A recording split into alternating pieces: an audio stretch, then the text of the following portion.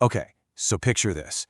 You're in Barovia, a land just soaked in mist and shadow, where the night itself feels like a predator. A small band of heroes is tearing through the streets of a town called Vallaki. And they're not just running for their lives, they're carrying the body of their friend who's already fallen. They are being hunted. And what's hunting them? It's a barbed devil, a literal fiend from the hells, and its howl is this nightmarish sound of pure torment. It's chucking hellfire at them while they're scrambling away, with the party's fighter Radley just struggling to carry their dead cleric, Traxidor. The devil is getting closer. You can feel it. They are completely out of time and fresh out of ideas. And right when you think it's all over, just as hope is about to completely flatline, a figure just steps out of the mists. This isn't another monster, it's something else entirely. Maybe something even more dangerous. Yeah, out of all this chaos, this absolute panic, walks a single man, and he's just casually tapping his walking stick on the cobblestones. As he gets closer, they realize who it is. Rudolf van Richten, the monster hunter of legend. His total calm in the middle of this demonic chase is, honestly, just unnerving. And then Van Richten's calm just shatters. He whips a blade out of his cane, mutters a few words, and this pulse of shimmering blue light just erupts from him. The devil, this massive fiend, stumbles back. Its roar is cut short, and it just vanishes. Gone! In the ringing silence that's left, Van Richten just calmly slides his blade back into his cane and says, "I wasn't even sure that would work." Unbelievable! Right away, you see Van Richten's mind at work. He tells the party, "Look, you can't go back to the inn." He's certain their enemy has invisible spies everywhere, and going back would get their allies killed. Plus, now his own cover is blown. His hand has been forced. The only way out, he says, is for all of them to flee Vallaki right now, in his wagon.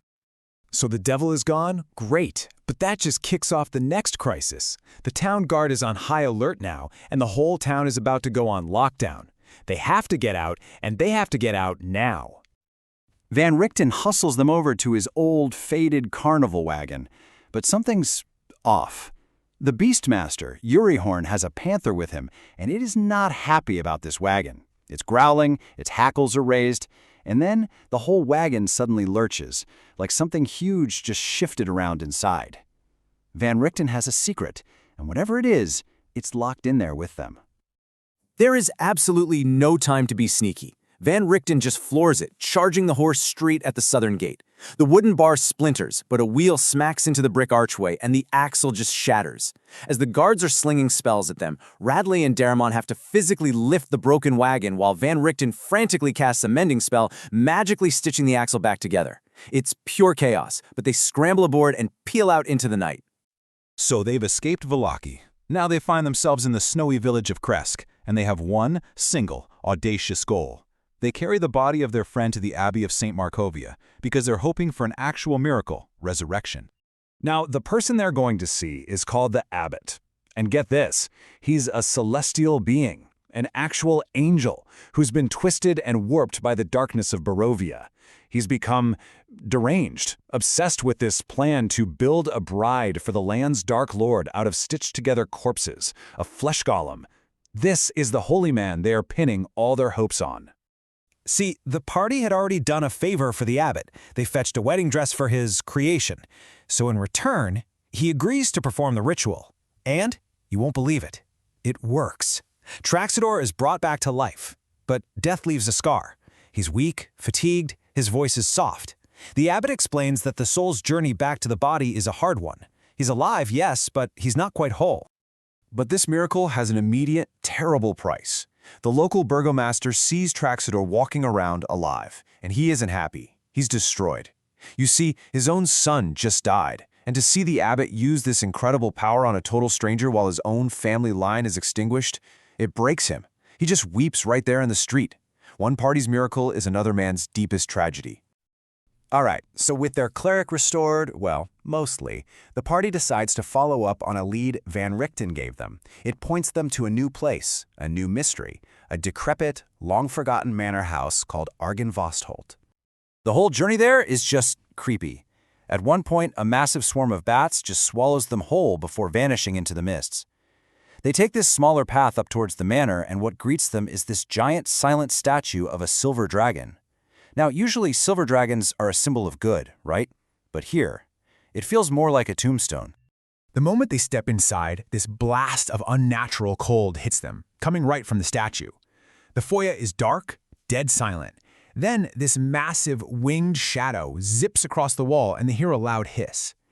They find a dining hall that's been completely trashed, and then they find a chapel. And inside, 3 figures in rusted chainmail are just kneeling, silently, before an altar.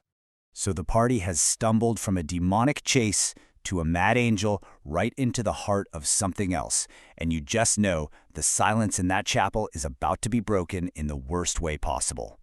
One of the adventurers decides to use a little bit of magic to just tap one of the knights on the shoulder. Big mistake. They stir. They rise. 3 skeletal figures holding these tarnished longswords turn to face the party. And their message is simple and chilling. Leave. Radley, the fighter, steps up to take them on. The result is instant, and it is savage. He blocks one hit with his magical shield, but his second blow lands so hard it nearly rattles his teeth out of his head. In that one moment, the whole party realizes they cannot win this. This isn't a fight, it's a slaughter waiting to happen. They're forced into this desperate, fighting retreat out of the chapel. It's only once they're safely outside that the horrifying truth dawns on them. They weren't just fighting skeletons, they were fighting revenants. These are undead spirits so consumed by a need for revenge that if you destroy their body, their spirit just jumps into another corpse and keeps coming. You can't kill them, you can't stop them, not until their mission is done. And that is the terrifying new reality for this party. They've literally cheated death, they've made a deal with a crazy angel, all to end up facing an enemy that is basically unkillable. It leaves them and us with a really chilling question. How in the world do you defeat an enemy that cannot truly die?